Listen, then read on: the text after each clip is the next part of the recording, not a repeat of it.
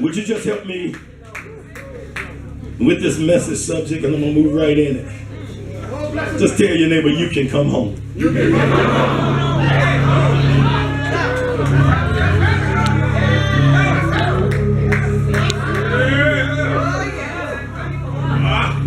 You can come home. Luke 15:11 and 30 through 32, and I'm not going to read all of them, but I'm going to just give you a briefing. And Jesus said a certain man had 2 sons. And the younger of them said to his father, Father, give me the portion of goods that falleth me. And he divided unto them his living. And not many days after the younger son gathered all together and took his journey into a far country, there wasted his substance with righteous living. And when he had spent all, somebody say, when he had spent all, there arose a mighty famine in that land, and he began to be in mourning. And he went and joined himself to a citizen of that country, and he sent him into his field to feed the swine. And he would fain have filled his belly with the husk that the swine did eat, and no man gave unto him. But here's the verse that I like. It said, and when he came to himself. God help me with this part. Right? When he came to himself, he said, how many hired servants of my father have bread enough and to spare, and I perish with hunger. I want to speak to you very briefly from the subject, you can come home. I might not finish this today, but I feel a little bit of it. I'm looking at all these folks who don't come home. I said, God, I know you sent this word. People of God, one of the greatest degrees you will ever receive in life is a degree from the University of Adversity. The University of Difficulties, Trials. The University of knock me down, but I get back up. The University where folks said I wouldn't make it, but I stayed there and I got my degree from Cogic. I got my degree from Kneebone College. I'm down on my knees. God, let me help myself. And many of us take chances in life, and we don't need to. But when we realize how messed up we have messed up, folks say it's almost too late. But look at your neighbor and say it's never too late. Well, preacher, how you know it's not too late? Look at me. I'm still here. Come on, somebody. Some of us don't really know how blessed we really are. The reality is that God has been so good to some of us, and like little spoiled brats, we want more, and we're yet ungrateful for what we have. The question I ask you today, who do you really think God is? But in our lesson today, there was a father who had 2 sons. And God regrets this, that your rebellion. But he loves you so much, he will let you walk out of fellowship with him. But then as soon as you get in trouble, he'll run to you and restore you.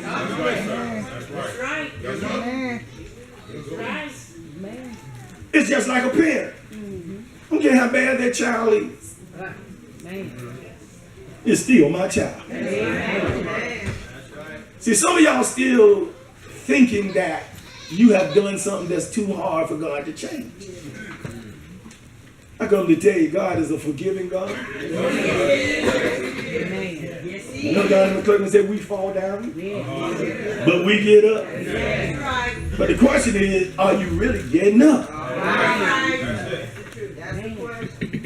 But there's one thing I really understand in this life. Whatever you want, you got to work for it. I'll tell you, you got to work for this. Yeah. Jesus, in our text, tells the story of a man who has 2 sons. The younger son asked his father to give him his portion of the family estate as an early inheritance. I will come back and bless all of the officers and everybody in the building in a minute, but I must preach right now. And that's the problem with a lot of us, is we got the gimme spirit. The gimme spirit. We want God to continue to give us. But when was the last time you gave to God? When was the last time you got on your knees and just thanked God and didn't ask him for nothing? When was the last time you cried out to God to let him know just how much I really love you? And can I tell you something? You ain't got to be saved to cry out to God. Y'all don't hear me? Any man can cry out to God. But it's his intent that God deals with it. Yeah, are you crying out to get out of this situation for the moment, or are you crying out because you want to change? Does God see you as a grateful person or an ungrateful person? See, the problem is, like the Israelites, a lot of us spend a lot of time complaining. And staying in the wilderness for 40 years. When it don't take but 11 days to go ahead and say, God, I thank you, forgive me, and move on with life. When was the last time that you really said, what I'm in ain't all of that? I can come up out of this. So in our text, once received, the son got what he wanted. You know how we do. We tell God, if you bless me, if you save my son from jail this time, I'll praise you. I'll serve you for the rest of my life. God, if you keep me out of going to jail, come on, somebody, you're in here today.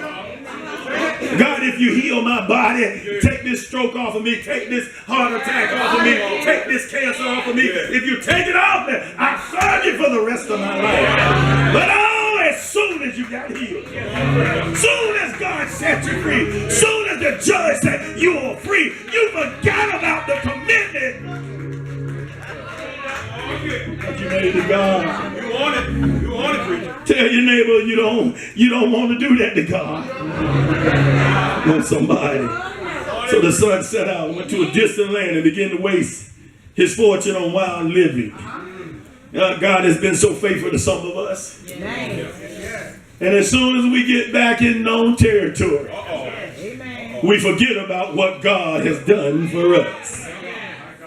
Tell your neighbor that what you don't work for will never work for you. He got what he wanted. But when the money ran out, I know I'm preaching to somebody here beside myself. When the bank account says 0, 0, 0, can you still praise him? Well, his money ran out. There was a famine in the country. That means the food won't even there. And the son found himself in dire circumstance. Who am I preaching to this morning? Some of us have gotten all that we can get. And still we haven't gotten enough. How many of you know that when you work for something, you'll value it? See, the son was rich, so he got what he really didn't work for. That's right. Let me give you some points of interest from this story so I can bring it into a close thing. Typically, a son will receive his inheritance at the time of his father's death. But his father wasn't dead. The fact that the younger brother instigated the early division of the family estate showed a rebellious and proud disregard for his father's authority. That sounds like church. Not to mention a selfish and an immature attitude. Oh, you preach it. You preach it. Who told you that church belongs to you? I don't have it my way, we're going to be Burger King in here. Nobody's way. But he ended up in somewhere that Jews don't be. That's right. How many of you know sin will take you to some nasty places? I'm preaching to some folks who've been there and done that. I found out something. When you get in sin, it will put you in some places that is very nasty. That's right. That is so. He had to go work in a pig pen. Somebody say a pig pen. And Jews were not even allowed to touch pork. That's right. You know how some of y'all talk about, I can't eat pork? We ain't no black Jews. That's right, preacher. You don't know when folks got this stuff now, all of a sudden pork chop is bad. Pigtails is bad.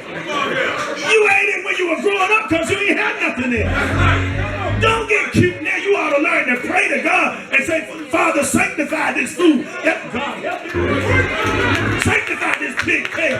Sanctify these collard greens. Somebody shout sanctify.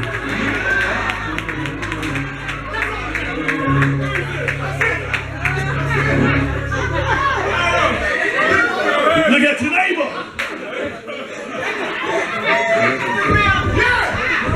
We done got sophisticated now. I don't eat this and I don't eat that. Can I tell you something? A famine is coming back to the Lord. There's going to be a day when we won't be able to afford to go and get a roundhouse steak. Might be a day we got to go back to sardines and pork and beans. But it's one thing I found out about God. He said, I never seen the righteous. Oh, God. I can take it with a grain of sand. Whatever's going in my belly, Lord, I thank you. Don't get cute on God and act like, God, help me to preach this thing. Oh, God, we get too cute.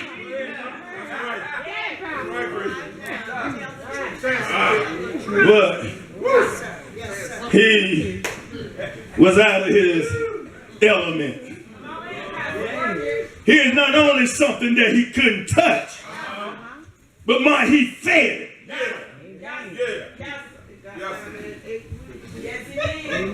He got so bad, they didn't give him no meat.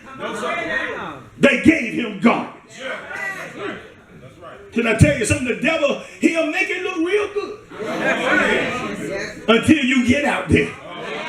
And once he gets you out there, he'll destroy your character. He'll have folks talking about you. I thought you were saved. Who am I preaching to in here? The only thing that you got left is your character. You ought to keep your name. If nothing else you have, keep a good name.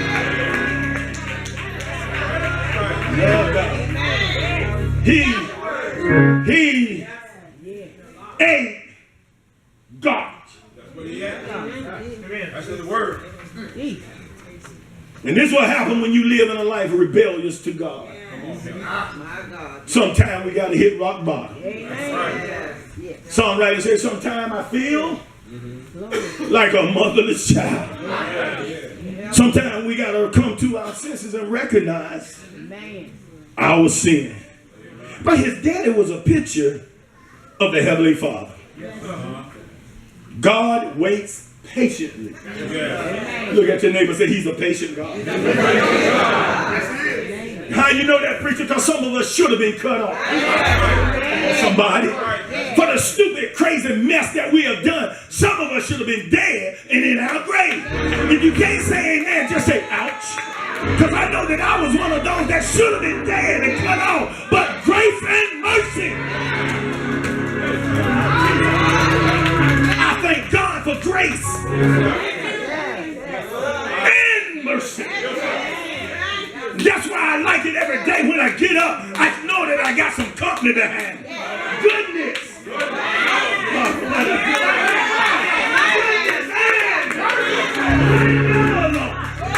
May not have slept with Boo last night, but I'm never alone, because goodness and mercy shall follow me all.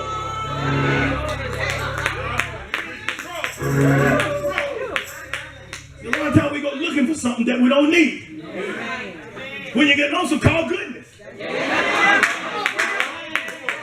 And when you get really, really lonesome, call mercy. Oh, when you get them two together, you ain't got to worry about Boo. Boo can't do what goodness and mercy can do. Boo might leave, preach or Purkett, but goodness and mercy shall follow me.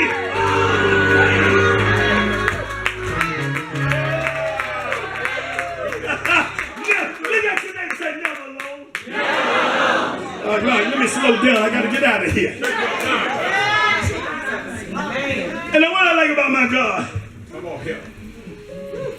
He's just like the Father. Yes. When the boy came back, he offered him everything in his kingdom. Can I preach to you something? He didn't bring him back and tell him what he had done. That's right. He brought him back and told him what he could be. That's right. That's right. Y'all missed that. See, a lot of times when you come back in the church, folks want to remind you of what you have done. But God ain't looking at what you have done. God is looking at what you're going to be. You ought to tell your neighbor, I'm headed for some awesome stuff.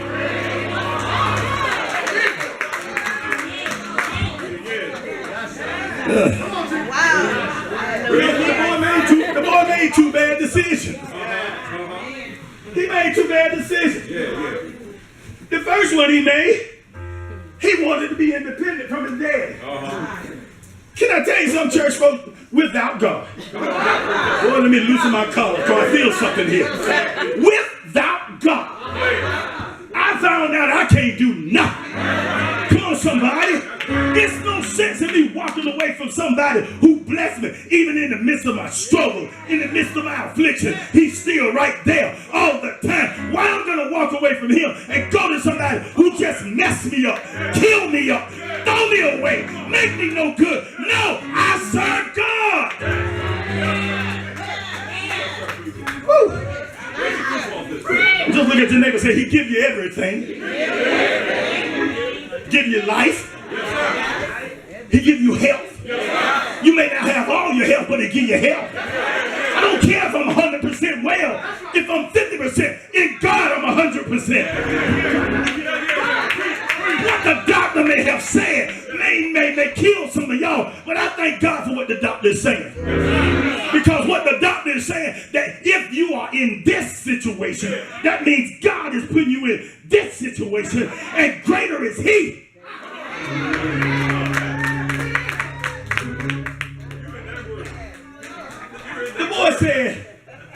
The boy said, give me my stuff. You know how you are. Talk about it. Give him my stuff. He wanted to feel like he was in control of something. That's why when you get a little bit of anointing, thank you, Holy Ghost, you act like you got a whole lot of stuff. Amen. It ain't a little bit of anointing that's going to get us through this world.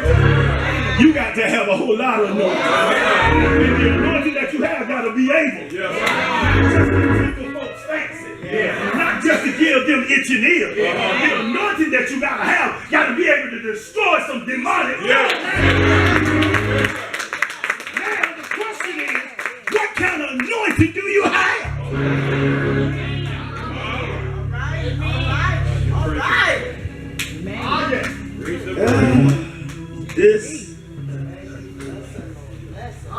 This way the guy wanted to make his own decisions. Can I tell you something? Nothing we have belongs to us. Nothing.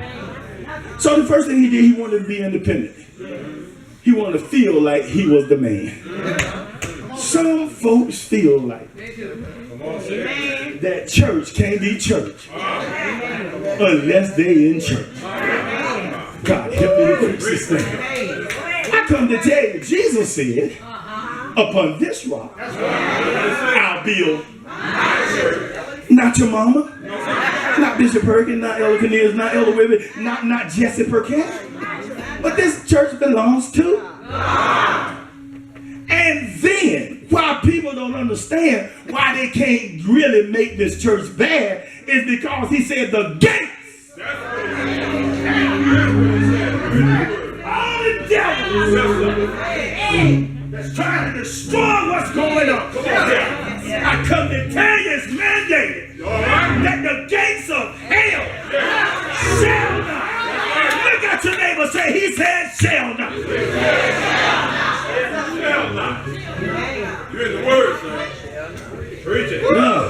Come on, preach up. So in verse 13, the second thing that he did was he looked for fulfillment in sin. He took his money instead of him going to build a church. He went to party town.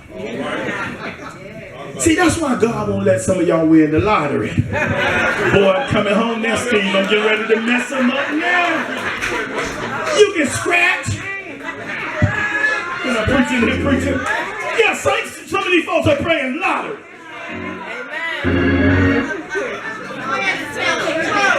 When you drop your head, I know it's you.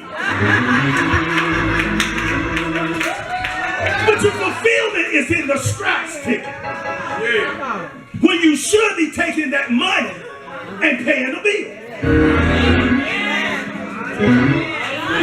You y'all gonna get quiet on that part.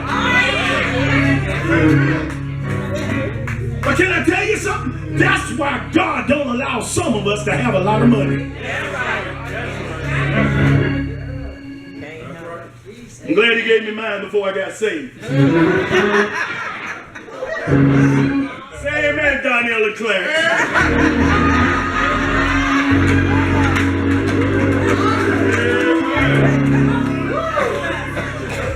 He let me enjoy all of my money before I got to y'all. And I'm going to leave it right there because I know your heads are wondering. But how many of you know that when you get something, then that's when you get friends? Come on, somebody. When he went out, he had a whole lot. I got to tell you this, to tell your neighbor, you're going to talk to the devil because you shouldn't have sit beside him. How many of y'all know that cheese draw red? Don't miss this. Cheese, I don't care if it's welfare,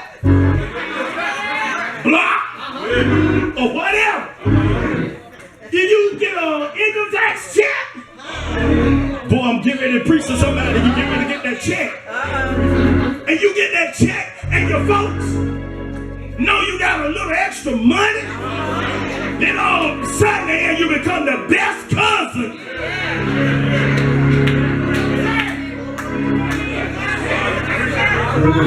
But look at your neighbor and say, some folks you need to cut out your life. Thanks, Renee. See, some folks just want to be around you as long as you got something. Well, nothing from nothing leaves nothing. Boy, I gotta close this. How do we know that the lifestyle that this young man was doing was not fulfilling?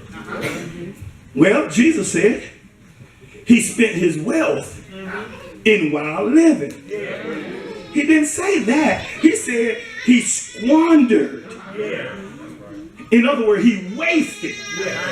And how many of us wasting our anointing? See, our anointing ain't always got to be preaching.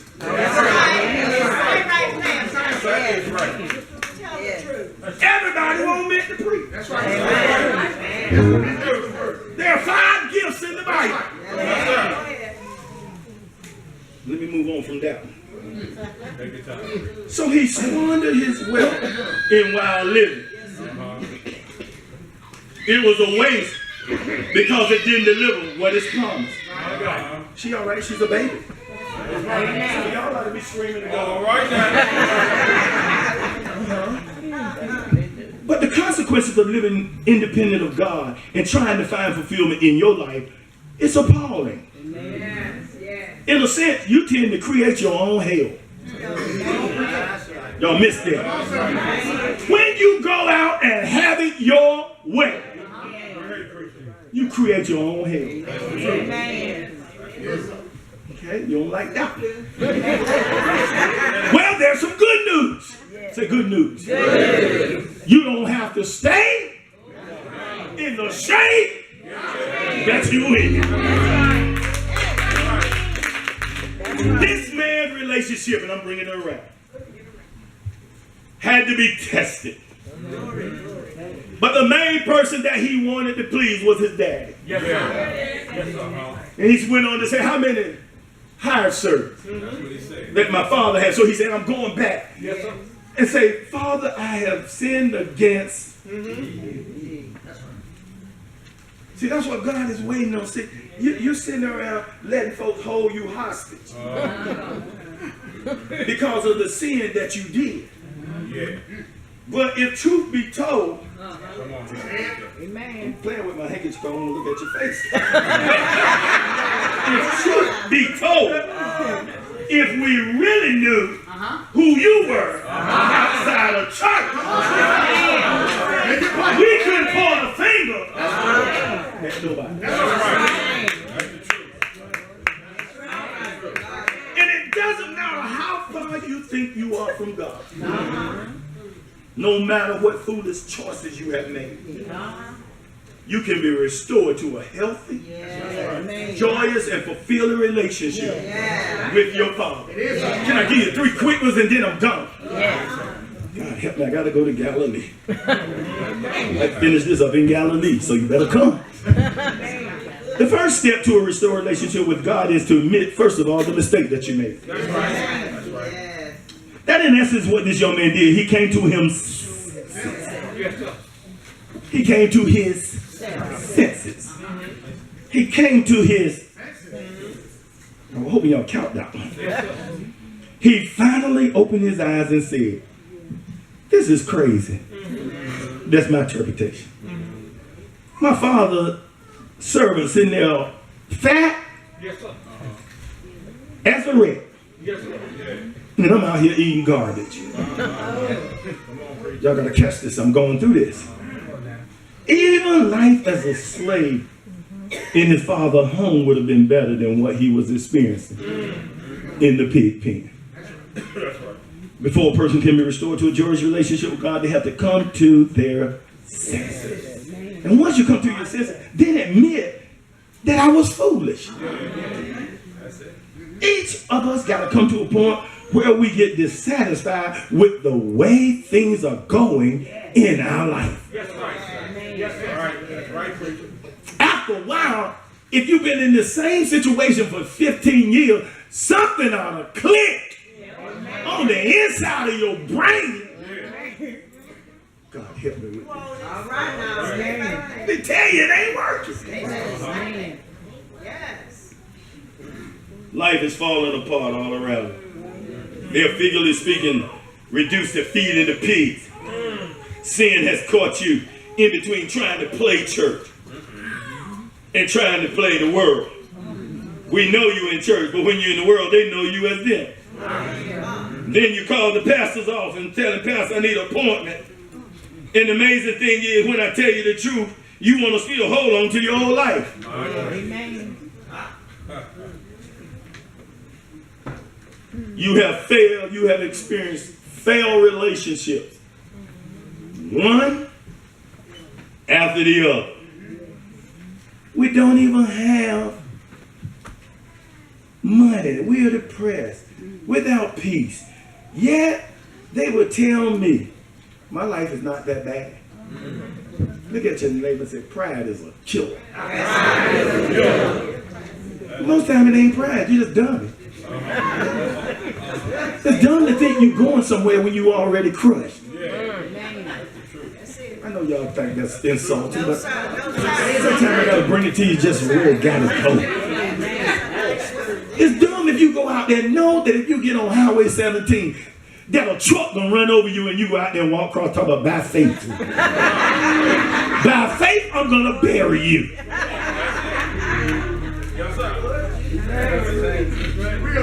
Second step is we got to be repentant and humble. Look at your neighbor and say, that's a key word, humble. He went back. Read Luke 15, 18, 20 on your own time. But while he was way off, he told his father, I am no longer worthy to be called your son. He was humble. Make me like one of your high church. He didn't want to come back as the best preacher in church. That's right. That's right. When he done fornicated. When he done committed adultery. When you have done some nasty stuff, you got to work your way back in. That's right. Yeah. It's a, Hallelujah in it. But here's the point, and I'm closing for real. The attitude that this man had in returning his father, it illustrated the attitude we need to get back to God. All right now. We must admit God has sinned against heaven and against you. He took full responsibility for his decision and actions. Can I ask you a question? Can you take full responsibility for the stuff that's holding you away from God? So listen at this. No one else is to blame. It's you. Yeah. I like what he said. I'm not worthy to be called your son.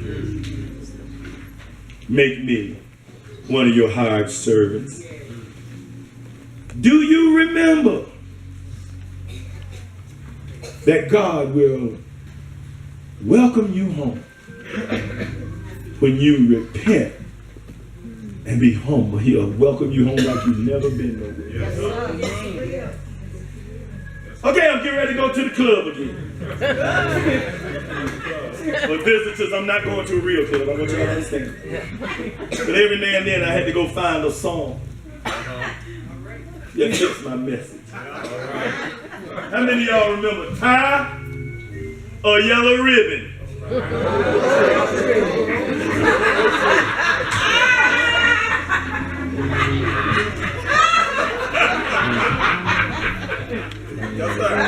Let me explain to you young folk who don't remember that.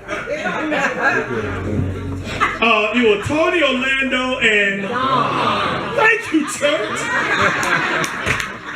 I had to ask John last night. I said, who that song? The tales of a man who was sitting in prison, and I'm closing it with this. He served his time, and he's now coming home on the bus. But he admitted to his wife that who once loved him, that she has every right to reject him. That's right. Amen. God has every right sometimes to not even answer your prayer. But he admits that the woman who once loved him has every right to reject him. He said, I am to blame. Amen. So he's written to tell her that if she forgives him, she should, God, I like it. She should tie a yellow ribbon round the old oak tree. If there's no yellow ribbon, I'm going to just keep on riding by. Boy, could that, Lord, that had to be a long ride home. That's right. As the miles rolled by, all that man could think about was that old oak tree. When he gets home, will he have to throw his head in? No. He ain't got to get off the train. Just look for that old tree. The song ends in triumph. Yeah. With the entire busload of folks cheering as the man sees not just one, but 100 yellow ribbons. God Almighty. On that old oak tree. His lover not only forgave him, Yes, sir. but she exuberantly welcomed him home. Can I tell you something right here and there? God has tied the yellow ribbon round your own oak tree. And when you come back to him, not only will he give you one oak tree yellow ribbon, but he got a whole bunch of yellow ribbon. Somebody ought to give him praise because you got a yellow ribbon around your own.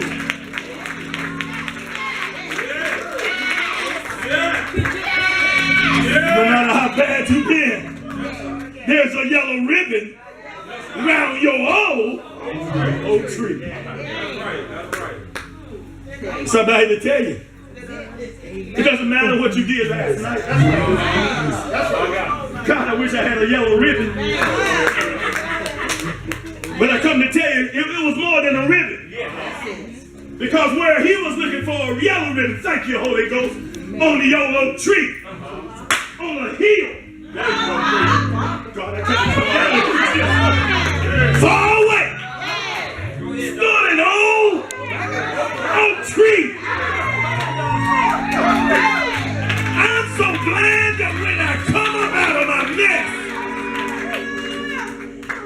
He tied a yellow ribbon. But my ribbon was yellow. My ribbon was red. I've been washed in the blood of the Lamb. And on the old oak tree, on a hill far away, stood an old rugged cross. It was an emblem of suffering and shame. Yes, he messed up, but she tied the yellow ribbon around the old oak tree. I stopped out here to tell you today, your ride home today can end with you seeing your old oak tree with a yellow ribbon around your old oak tree. Everybody standing.